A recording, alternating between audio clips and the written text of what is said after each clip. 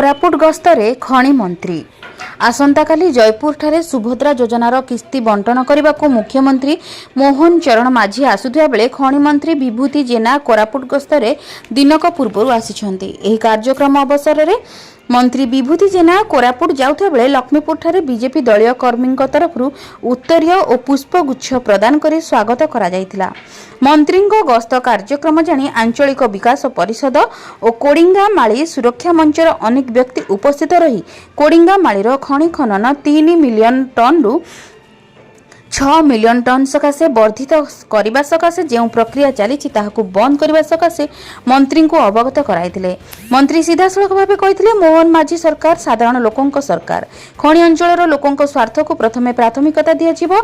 खनि प्रभावित अंचल लोके जदि वर्धित करने सकाशे चाहती ना से पल्ली सभा ग्राम सभा करा जाय निष्पत्ति नियाजिबो। अन्य पक्षरे कोडिंगा माली सुरक्षा मंचर आवाहक कहते एठारे वेदांत कंपानी कारखाना करने सकाशे अग्रगति होइछि। तेणु दीर्घ मियादी योजना रे बक्साइट आवश्यक। तेणु खनि खनन वर्धित करागले आंदोलन हेबो बोली चेतावनी दिया जाइछि। कोरापुट लक्ष्मीपुर संजय कुमार पाणी रिपोर्ट, जन अधिकार लाइव।